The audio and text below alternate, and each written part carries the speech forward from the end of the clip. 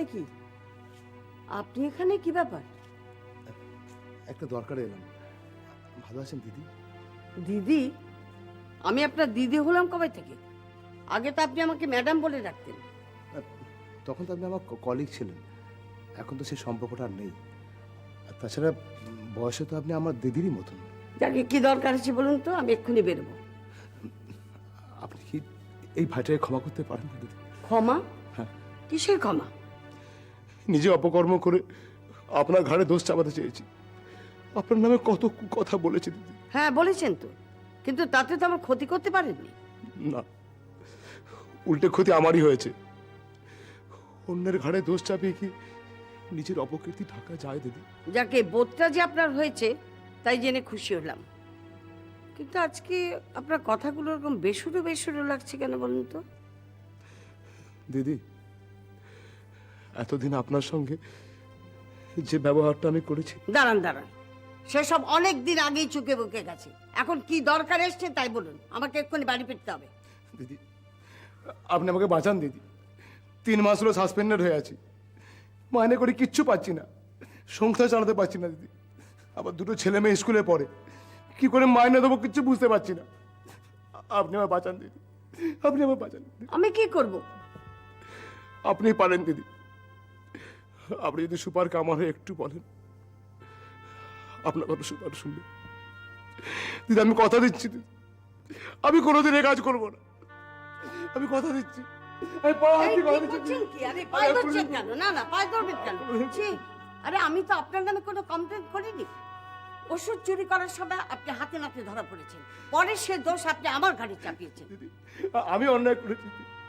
আমি জানি, আপনি যদি সুপারকে একটু বলেন। না না, নাটা আমি পারবো না। জেনে শুনে আমি অন্যায়কে কখনো প্রশ্রয় দেব না। আর একটা কথা কেন আপনি বুঝতে পারছেন না, যে ব্যাপারটা এখন সুপারের হাতেও নেই। ভিজিলেন্স থেকে আপনাকে ধরা হয়েছে, ব্যাপারটা এখন সরকারের কাছে চলে গেছে। তারা তো স্টেপ নেবেই। এখানে সুপার সিএমও কেউ কিচ্ছু করতে পারবে না। কিছুতেই কিছু হবে না, আমি জানতাম। তবুও তো মানুষ আশা নিয়ে বাঁচে দিদি।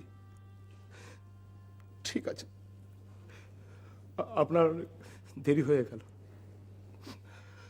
আমি চলি দিদি, আমি চাই। শুনুন,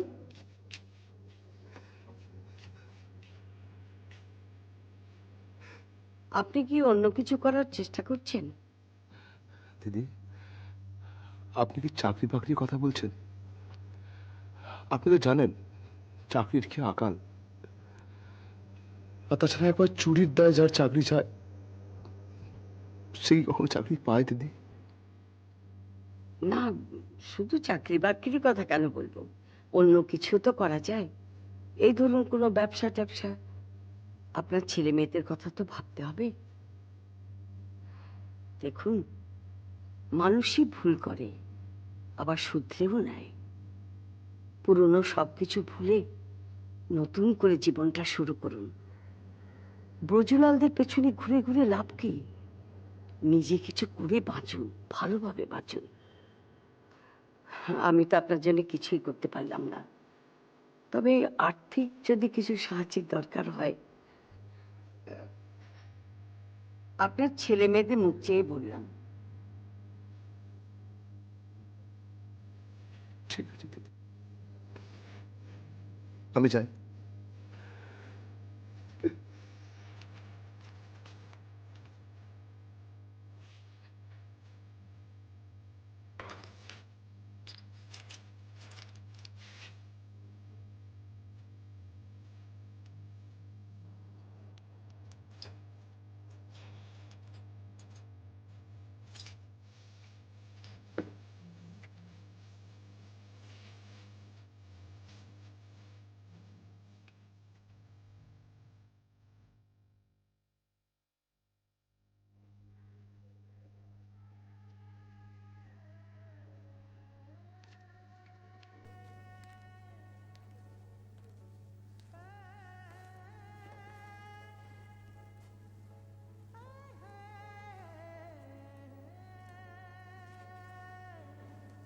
কেমন আছো? আচ্ছা, আস্তে আস্তে আস্তে, তোমার ঘা এখনো শুকোয়নি।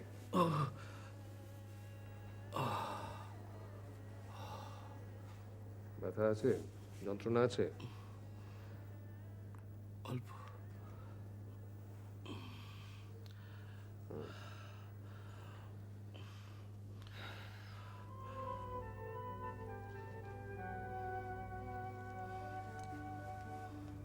শর্মিলার এরকম সর্বনাশটা কেন করলে? বিশ্বাস করুন স্যার, আমি আমি গুন্ডা, বদমাস, খুনি হতে পারি, কিন্তু আমি কোনো মেয়ের অসম্মান করিনি। চুপ করো, আমি আমি ওকে ভালোবাসি স্যার। আজই কথা একদম বলবে না। ভালোবাসলে এরকম সর্বনাশ করলে কি করে?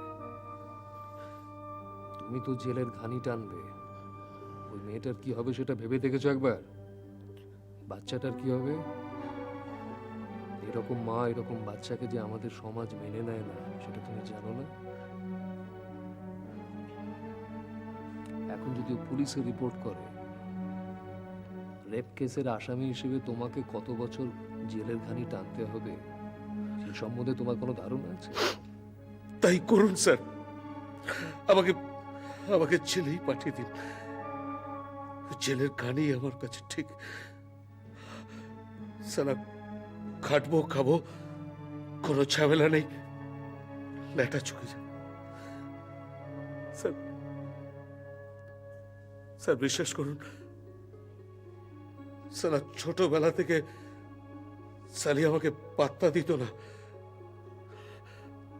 তাই আমি প্রতিশোধ দিয়েছি। কিন্তু কিন্তু বিশ্বাস করুন স্যার, আমি ওকে ভালোবাসি। ওকে বিয়ে করে ঘর বাঁধার স্বপ্ন দেখেছিলাম স্যার। বিশ্বাস করুন, বিশ্বাস করুন স্যার।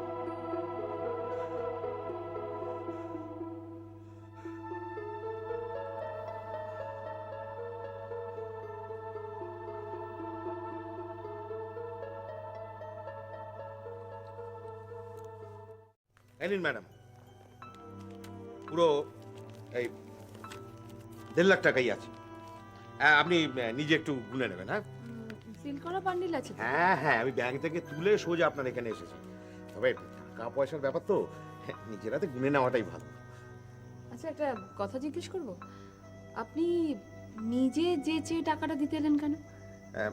দেখুন, আপনাকে তো আমি এর আগে বহুবারই বলেছি যে পাবলিক ইন্টারেস্টের জন্য আমি রাজনীতিটা করি। তারপরে দেখুন, ডক্টর রায়ের মতো একজন গুণী ডাক্তার, এত ভালো ডাক্তার, উনি বিপদে পড়েছেন, আমি অন্তত চুপ করে বসে থাকতে পারি না। তাই ইনিশিয়েটিভ নিয়ে ব্যাপারটা, মানে সমস্যাটা সমাধান করতে এসেছিলাম আর কি।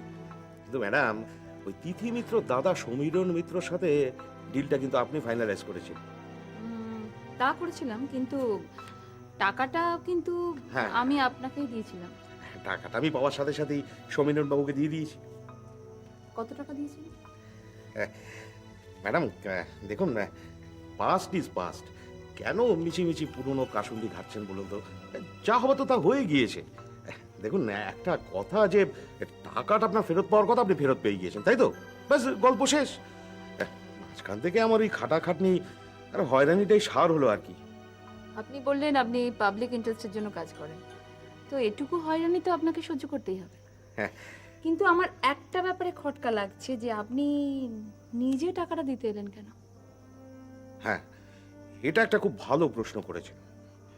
দেখুন না, আমি খুব ভালো করে চিন্তা ভাবনা করে দেখলাম যে ওরা যখন কেসটা উইথড্র করবে না বলেছে, তখন মিছিমিছি অতগুলো টাকা ওদের কাছে রেখে লাভটা কি? টাকাটা তো আপনারই ফেরত পাওয়ার কথা, ঠিক তো? তাই আমি ওই তদবির তাগাদা করে টাকাটা আপনাকে এনে দিয়ে গেল। ম্যাডাম, একটা কথা বলছিলাম কি, আপনি যদি কাইন্ডলি একটা সাদা কাগজে একটু লিখে সই করে দেন যে আপনি পুরো টাকাটা ফেরত পেয়ে গেলেন। আসলে আমি কোনো রকম ঝুট ঝামেলা যেতে চাইছি না, বুঝলেন তো? ঠিক আছে, আমি আগে তাহলে টাকাটা গুনে নিই। হ্যাঁ, নিশ্চয়ই। তারপর লিখে দাও। হ্যাঁ।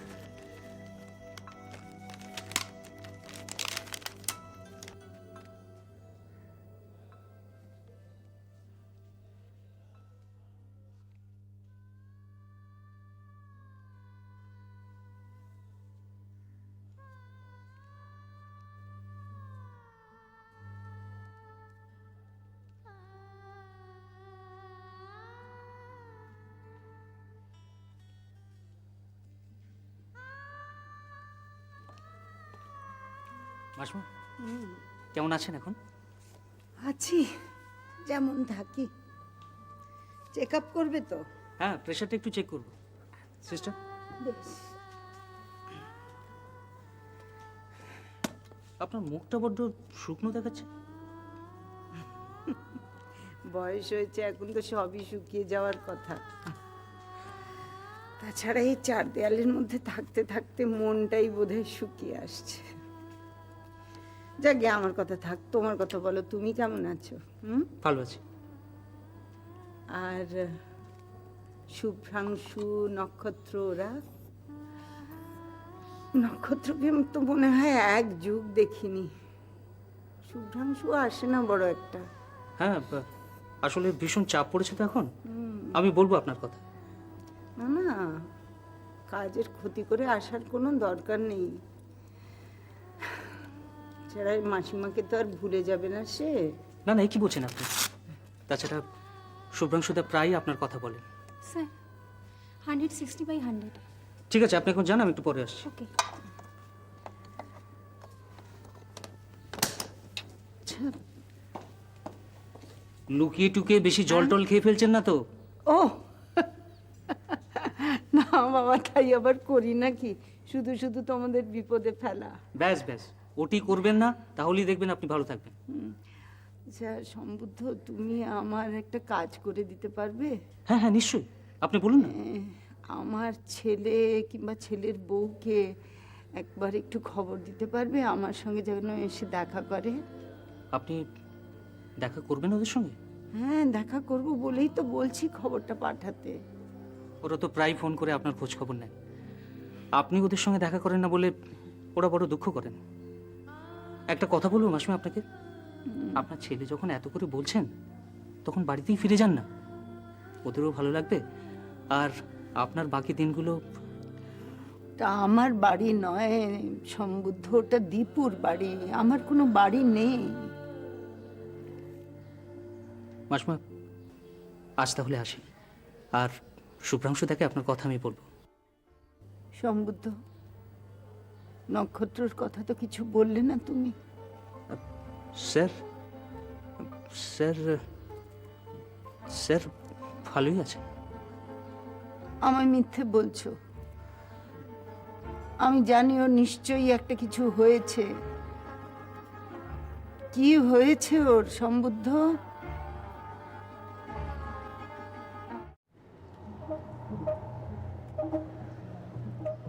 কিরে রোজলাল, কি খবর তোদের? আজকাল ডেকে ডেকে আমাদের খবর নিচ্ছেন দাদা। দেখে খবর নিচ্ছি বলে কি ভাবছিস যে তোদের খবর আমি রাখি না? রাখি রে, রাখি।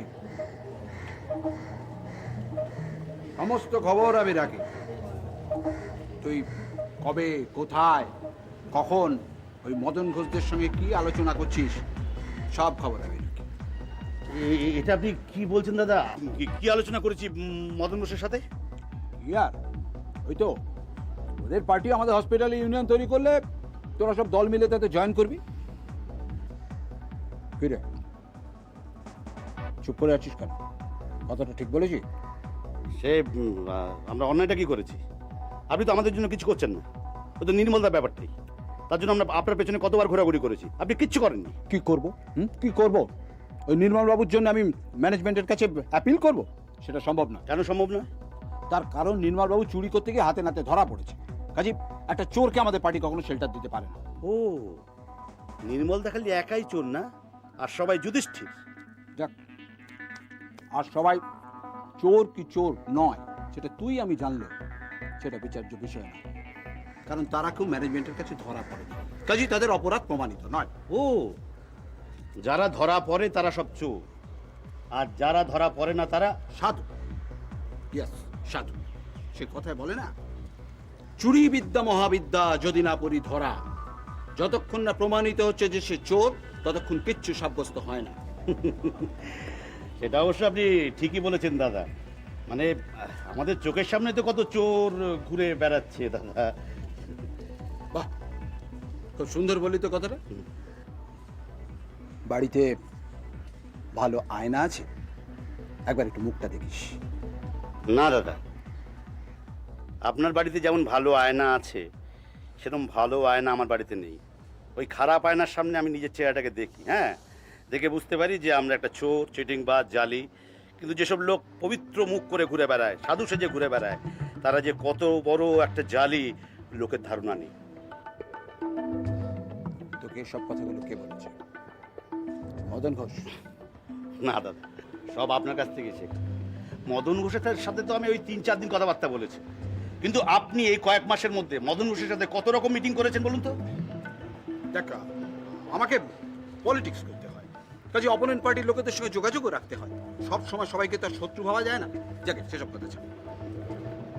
দেখ প্রজুলাল, তোকে আমি বহু বছর ধরে চিনি, তুইও আমায় চিনিস বহু বছর ধরে। অনেক বিপদ থেকে তোকে আমি বাঁচিয়েছি। কাজে একটা ফাইনাল ডিসিশন নেবার আগে একটু ভালো করে ভেবে দেখিস।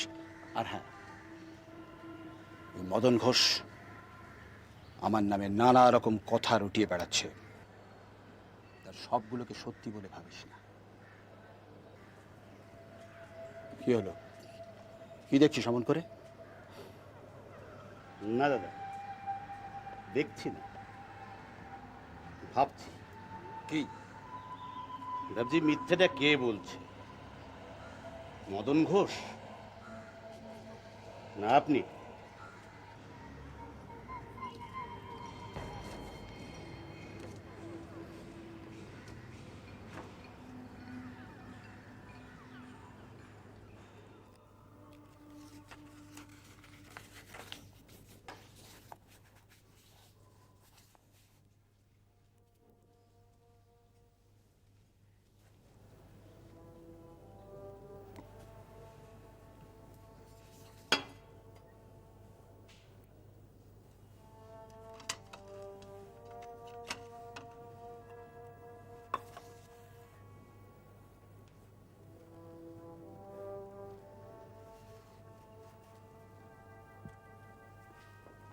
কিছু বলবে?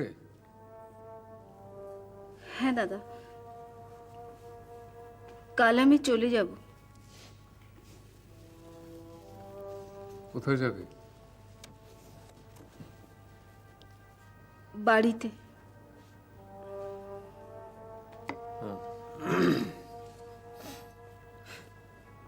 ফিরবে কবে?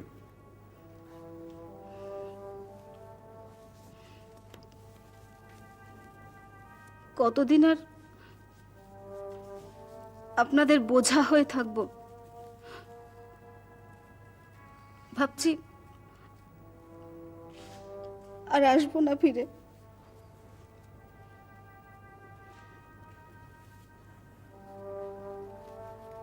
বারাসাতেই যাবে? মা বাবার কাছে?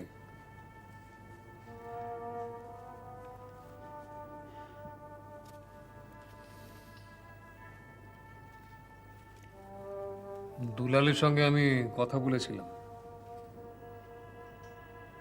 ও তো তোমাকে বিয়ে করতে চায়, তোমাকে ভালোবাসে।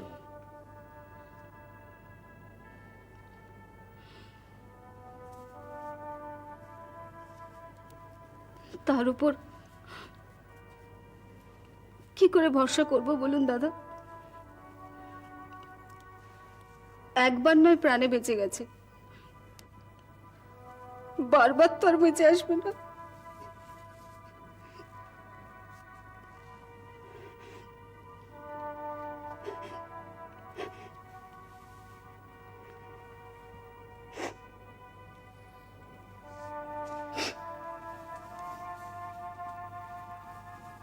ঠিক আছে, যেও।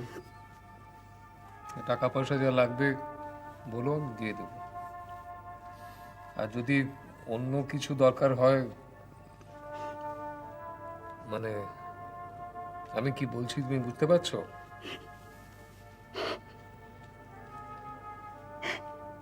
আমাকে বলো, আমি দেখবো। ঠিক আছে, তুমি এসো।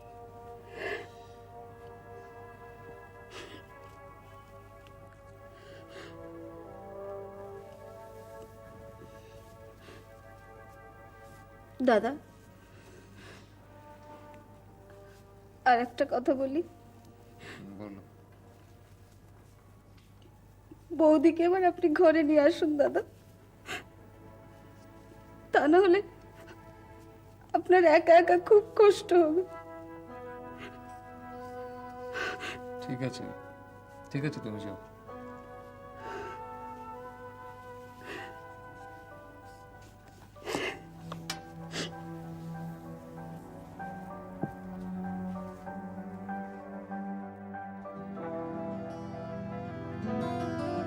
জীবনের পথ এটা ওয়ান ওয়ে ট্রাফিক, পিছনো যাবে না খোলা